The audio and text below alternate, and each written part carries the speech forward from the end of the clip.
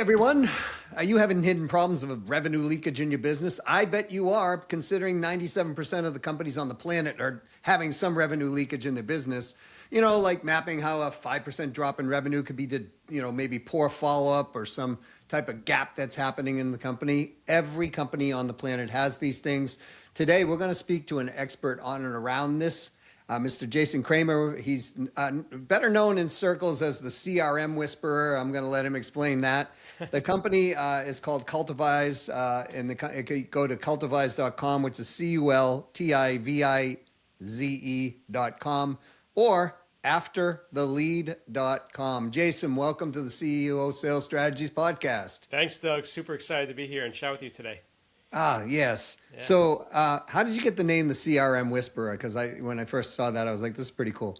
Well, because I made the jump from owning an ad agency for 16 years to move to the world of CRM.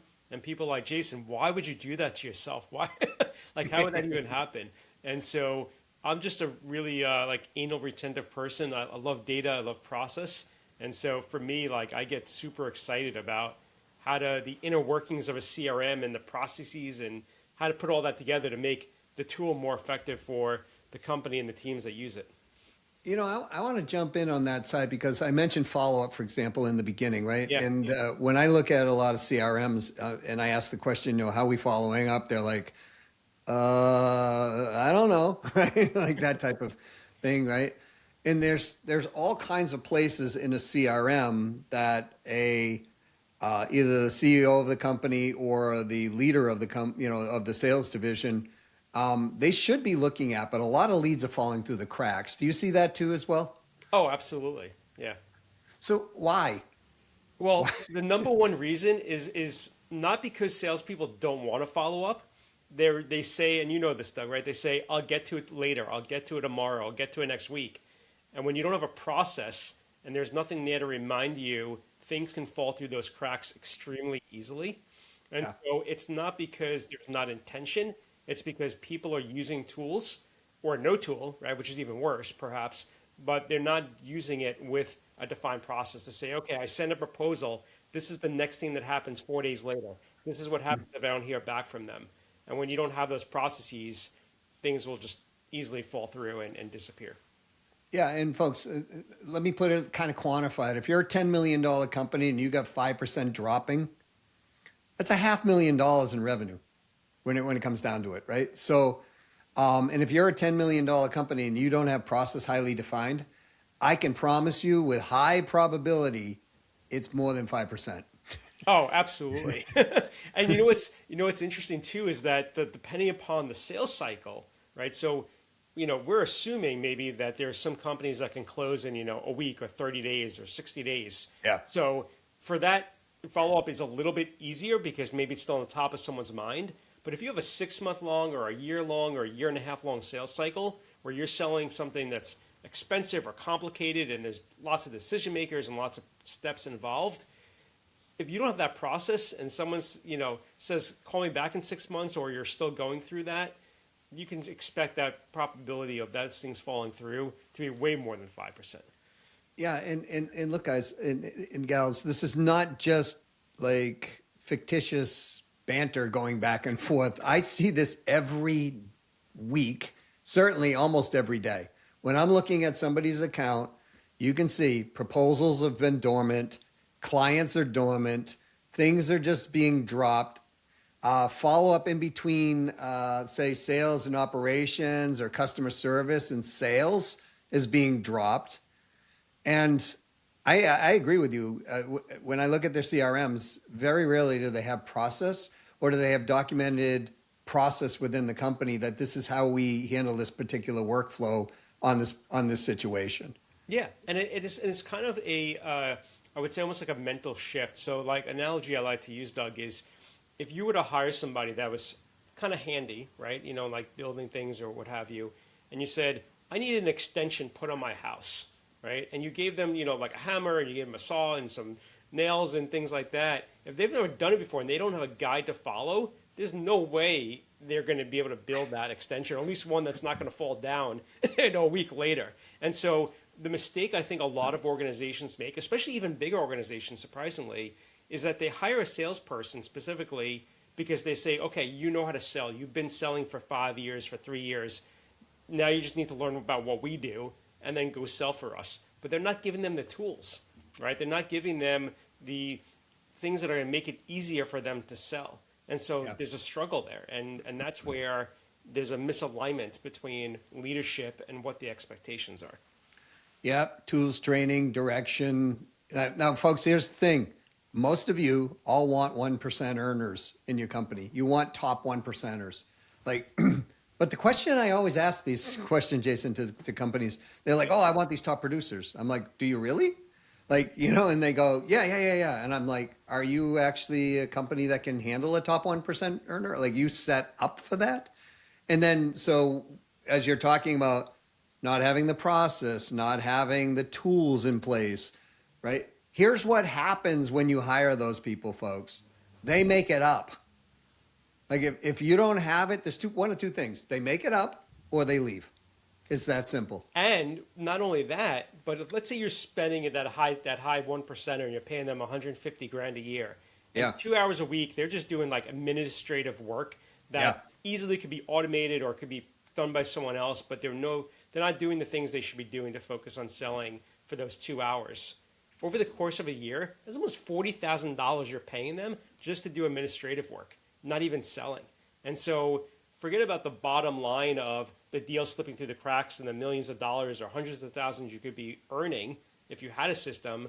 You're likely also paying that top 1% producer to do a lot of work they shouldn't even be doing in the first place because you don't have the system and the process. Did you say 42? What was the number? 40,000? Yeah, so like if they're doing 2 hours a week, you're probably spending about 40 grand a year on them Okay. doing administrative cleanup work. Now, you got 5 of these people spending 40 grand a year. That's $200,000 a year out the door. Let's just say you're at, I don't know, a 13% EBITDA in your company. So for every $1,000 that goes out the door, you've got to sell $7,600 just to break even. Right? So if you have that, that means that you got to take $7,600 times 200 and you got to sell $1.52 million to make up for that amount of money that's going out of your company to break even. Crazy, right? It's shocking. Yeah. And when you say it that way, you'd think people would wake up, and some do and some don't, because, sometimes it's still, again, we're making money, right? So if we're making money, things can't be terribly broken. The reality is you're going to be making a lot more money and more profitable. I'll give you a quick story, Doug. We work with lots of different industries. I have a roofing company in New Hampshire. They're doing about $8-10 million a year in revenue with a family-run business, 4 salespeople, and they're doing about 1,500 or so quotes every year. Now, it doesn't sound like a high number, but the problem is when someone isn't ready to buy that $20,000 roofing project, before working with us, they just had a spreadsheet, and they were just everything was completely disappearing, after like 6 to 8 weeks. And so we built all these systems for them. Last year, I helped close over $4 million in revenue for them, and it was from automation. And some of these deals were closing 15 months, 18 months after the rep went to the home to give the estimate. And before that, it would have just disappeared because there was no way these reps were waiting 18 months to follow up. They just assumed, they probably hired somebody else, or we were too expensive, Yeah, then they're not going to follow up. So No. because a rep is going to focus on the shiny object in front of them, Of course. right? Very few reps. I mean, the statistics on follow-up are appalling. It's still half the reps, roughly between 40 and 52%, don't follow up at all, ever, 0. But, by the time you get 3 follow-ups in there, it's only about 87% of people won't do it. So in other words, 13% are doing this. 18 months out, you're going to be lucky if you have 1 or 2% of doing this. Oh, yeah. Right? And so did I hear you say $4 million in sales just from automating the okay. Yep. And and that was an $8 million company. Yeah, they're doing, yeah. I mean, it was a substantial amount of the revenue that, now that granted, now they were doing 8 million. I'm not saying they were doing 12 last year. They probably Yeah, still were at the same. But the point of that story is that that 4 million would have been off of the revenue line had they right. not followed up, right? It would just it was just disappeared. So they would have had to find an extra, however many hundreds or thousands of leads to make up for that, that were ready to close right away. Yeah, but this is a tumbling house of cards because we now got to go and get new leads. Yeah. We got to pay for those leads. We have all the administrative costs, all of the overhead company costs. Like this thing spirals Hmm. into, like $4 million in loss. I'm just like, that's blowing my mind. If we divide that by 1,000 just to make this number easy, that's 4,000 times 7,600. If you're at 13%. Yeah. Um, oh, ow. I mean, we're talking $30 million you got to sell to break even. Like, listen, folks, maybe we should change the name of the this title of this podcast to why your back is breaking in your business, why you're working way harder than you need to, whatever. I mean, you know what I mean? Yeah. Like, because what I'm hearing is it's not just a revenue gain or a profit gain we're talking about. We're talking about being much more effective and having a better stress-free environment to be able to work in and make more money at the same time. Yeah, and we didn't even talk about the gold mine of data that they already have, right? So, Yeah. marketing, lead development, that's all expensive. It takes time.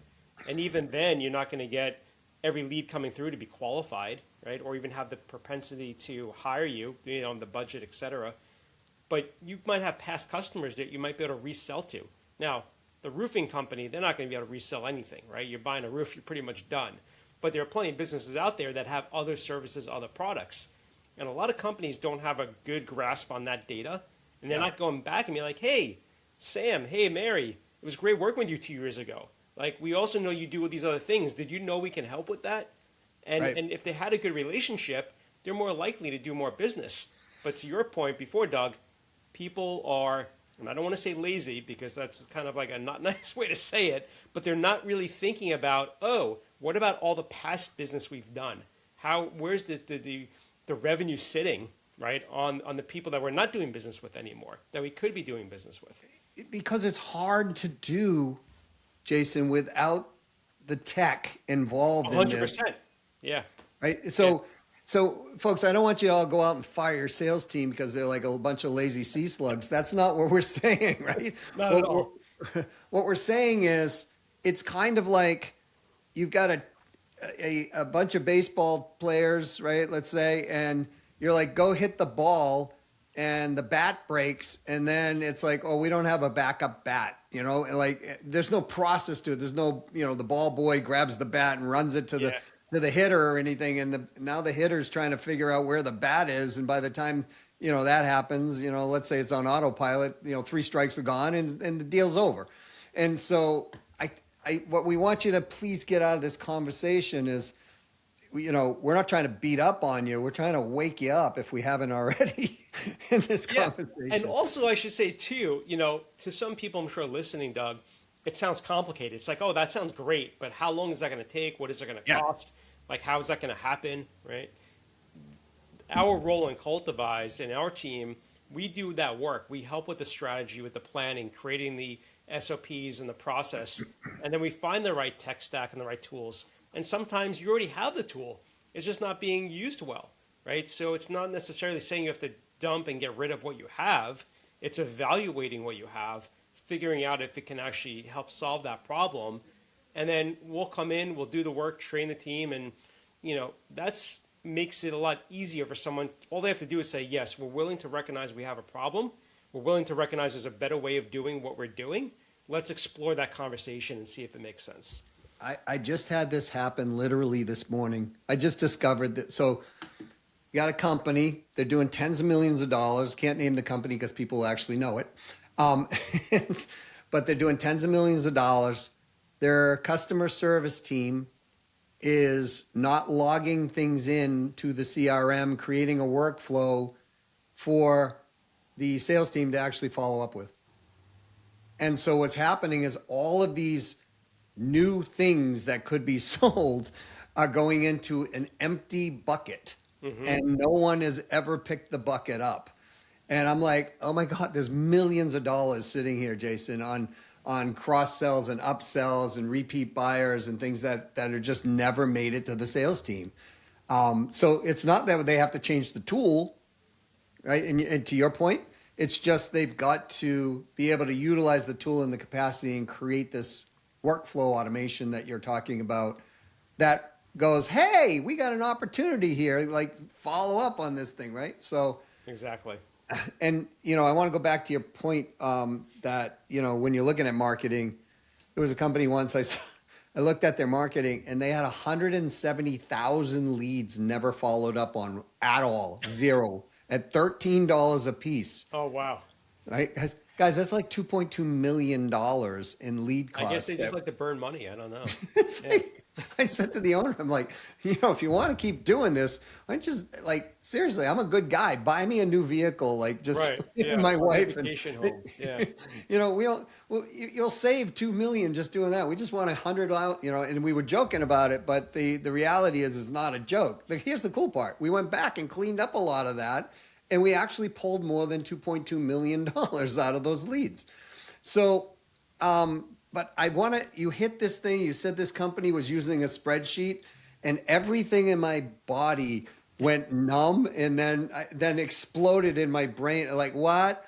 Because I just talked to a $14 million company that is not in the roofing business, but they're more in selling parts and things to Yeah. the trades business. Sure.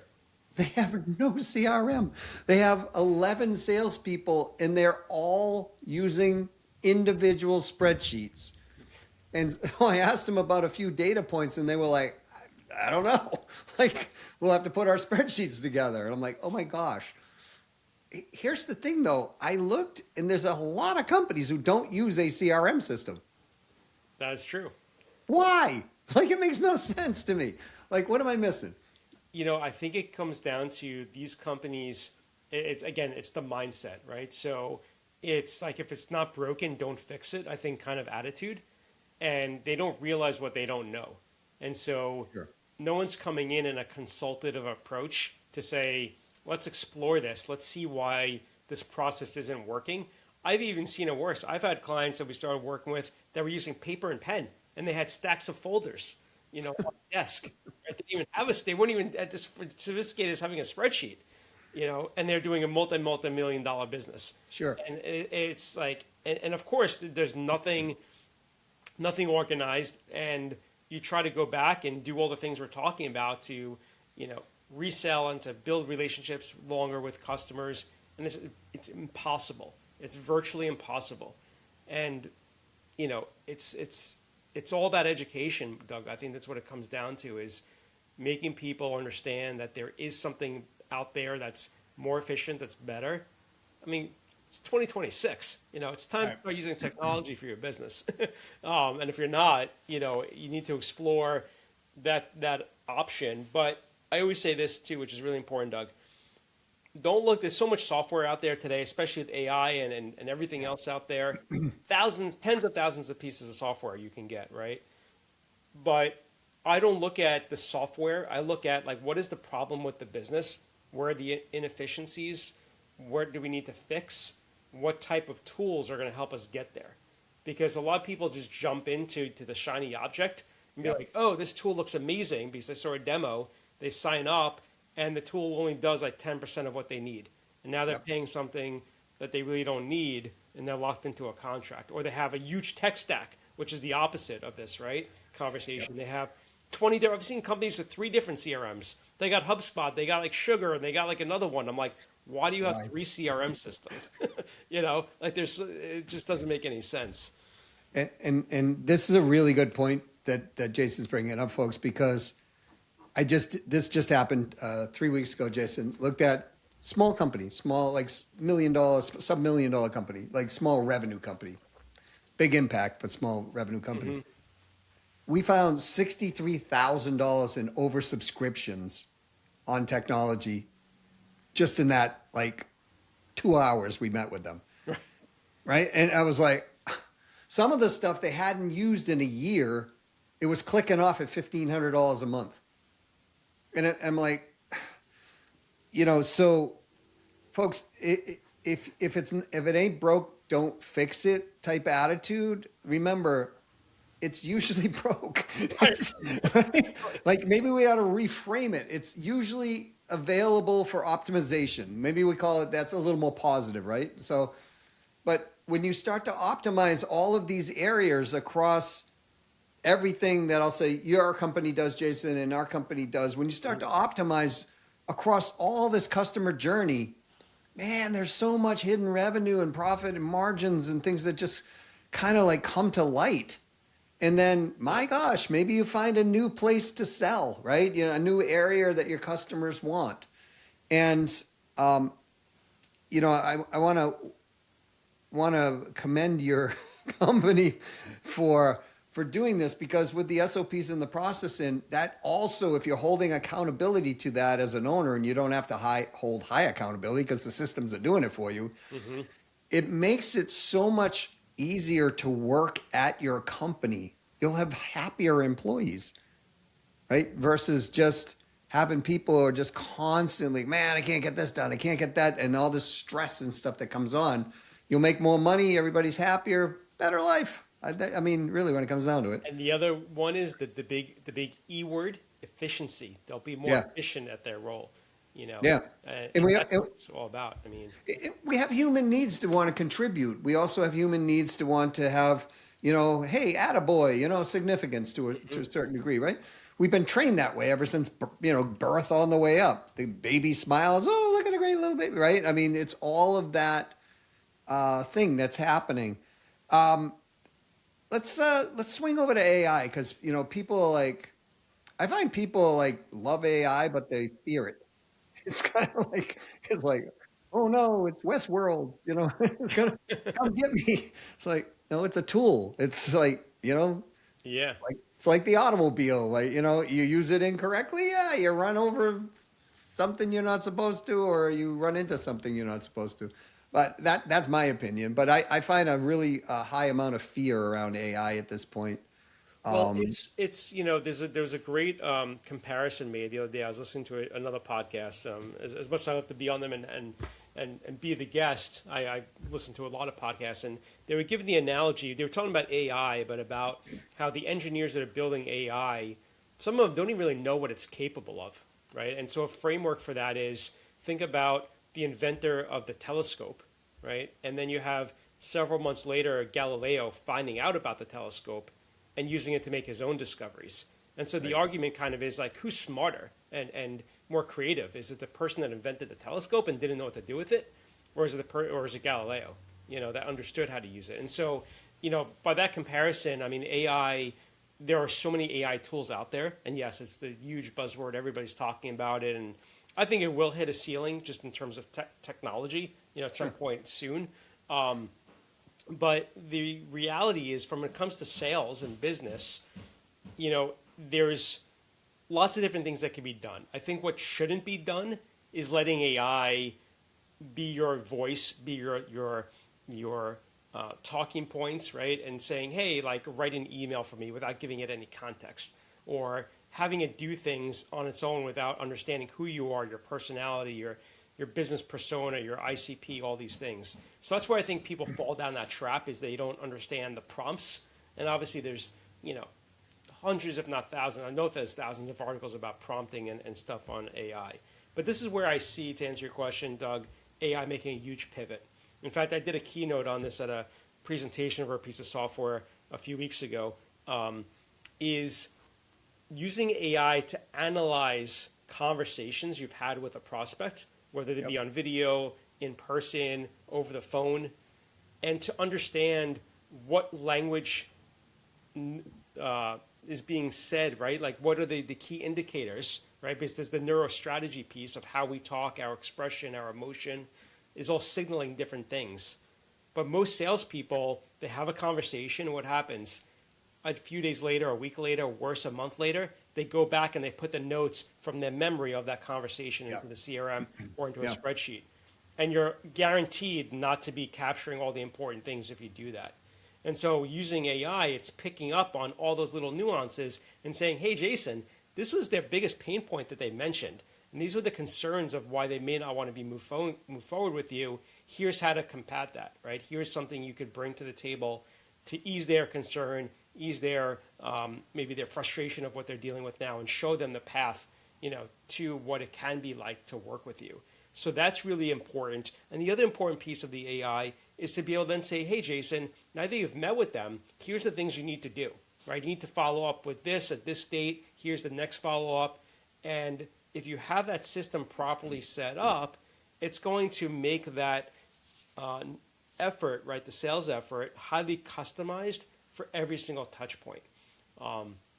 And to me, I think that's where the power of AI is going to go. I think it's also going to go in reporting, right? Because a lot of now, and in your world too, Doug, in my world, there are reports up the wazoo, right? Dashboards upon dashboards. But the problem with dashboards and reports is making sense of it. Well, what does it mean? What am I going to do with that information? What am I going to do with the data? If I'm just looking at the dashboard and I'm not making any changes or making any decisions, then the dashboard doesn't really help me. So I think AI is going to play a huge role in making recommendations based on data going forward to make that a lot easier for management and even for salespeople themselves. The thing is AI sees what the human can't sometimes, and it sees it in a mass volume, which a human can't do. And You also do it a lot faster. oh, blinding speed, right? It's like crazy how fun. But to Jason's point, like you've got to be able to have the context of what you're trying to say because you're still dealing with a human being on the other side. Right. AI doesn't recognize that. Yeah. So Yeah. well, at least So, not yet. It doesn't right. recognize it to that. Yeah. But if you're sending emails with no contextual understanding of what's going out, it's a bad thing because it might spit something out there that you just didn't even think, And so, I champion the idea on, the note taking thing because, human beings forget 50% of what they learned today. Tomorrow it's gone, right? We just, our brain is wired, folks, to protect us, to keep us alive. So it just takes the memory, stores it, right? Otherwise, it'd be like just filling your hard drive up over and over and over and over. You'll crash. You'll be like, oh man, I can't think anymore. And so, using this for the process and taking anything that's repetitive. That's the one thing I love about AI. Anything that's repetitive, you can just take it and it will do it. It's, right? But I saw the other day that there was a driving car that actually went through a drive-through backwards, right? It went the opposite way. So it's not foolproof, guys and gals. Like, it's a tool, So Yeah. you've got to be able to, take the car over if if your car's driving in a restaurant line the opposite way. You got to still be able to keep up with those type of things. And analogous to your business, you just don't let AI run rampant and not keep checking it. I see that as a mistake too that people make. They're like, oh, the AI took care of it. It's like they never even look. Is there, is it glitching or is it anything happening? So, It's a risky assessment, risky proposition to think that way for sure. yeah.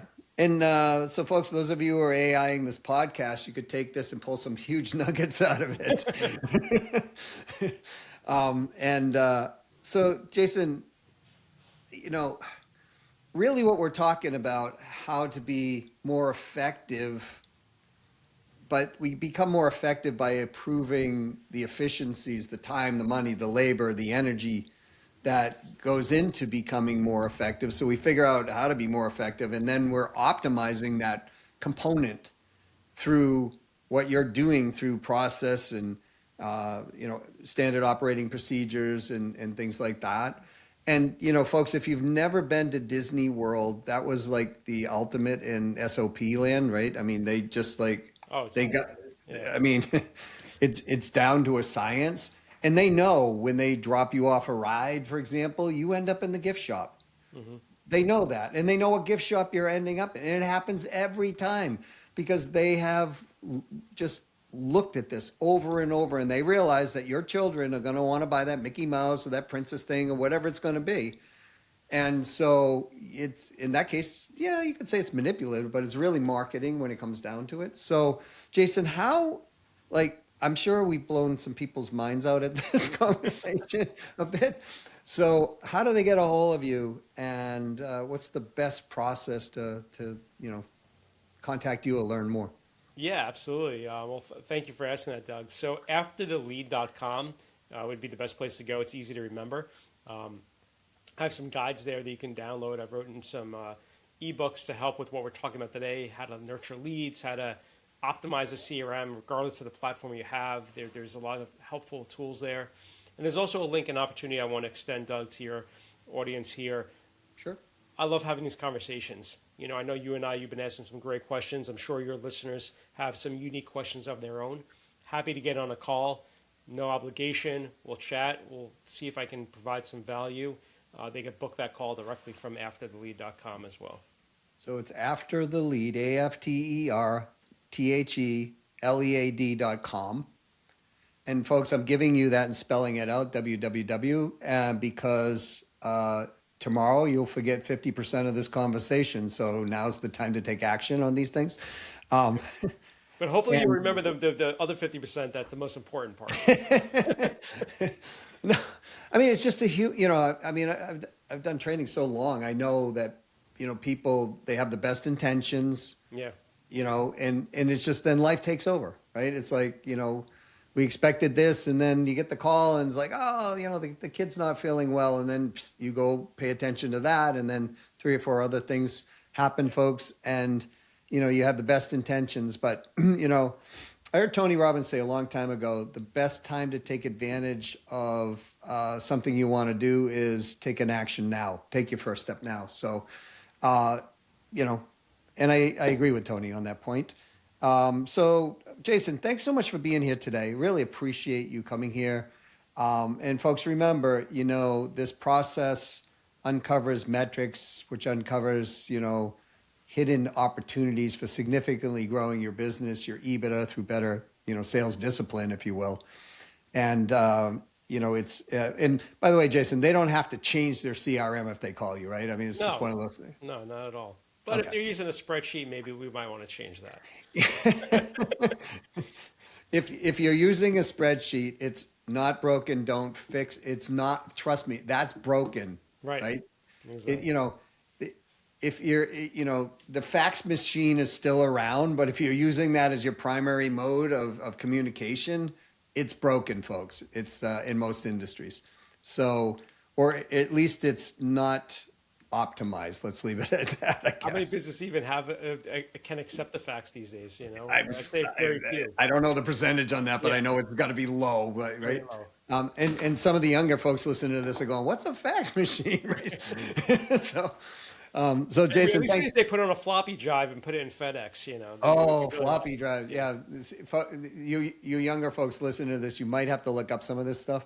Um, but thank you so much for being here. Thanks for bringing the pro level A game here. And folks, again, that's afterthelead.com. Jason Kramer, Kramer, affectionately known as the CRM Whisperer. Jason, thanks for being here again. Thank you so much, Doug. Okay, what did you learn? Well, I hope you learned that you can create more revenue, more margins, higher EBITDA growth using the metrics to uncover some of the holes that are in the business, and every business has them. But you can significantly increase that EBITDA through a better sales discipline through the whole customer journey. It's not just one piece that's usually there. It's usually the whole customer journey, and you can highlight certain things with data. As Jason referred to on highlighting, high earning salespeople that are performing work that could be automated or eliminated off their day, and they're focused more on selling. The more they're focused on selling, the more that they will sell. It's that simple. So we can fix all of the cracks, all of the leaks that are going on in the business. as you're doing that, we will be identifying not only that, but identifying new opportunities that are sitting there that you could just mine. And it never ceases to amaze me how we do this. And of course, if you don't have the right tools, some people don't. That's fine. You can get the right tools, but you use the tool and proceduralized process, if you will, throughout the whole the company, and your company will run smoother. You'll have far less stress. So if you're looking to grow your revenue, grow your margins, grow that EBITDA, grow the valuation of the company, the exit value, we do a diagnostic for you. And if you'd like to take advantage of that diagnostic, reach out to me at doug@ceosalesstrategies.com and just type in diagnostic in the title, and we'll respond to you. We respond to everybody. Until next time. Go out and be the brilliant person you are. Let's put more systems and processes in the business to let it run. Let's find those holes that are sitting there, that unhidden, gem, or I should say that hidden gem that's sitting there in your business, that pot of gold that you just really, I've already paid for, but it hasn't made it to the bank. Until next time, this is Doug C. Brown with the CEO Sales Strategies Podcast saying, to your success.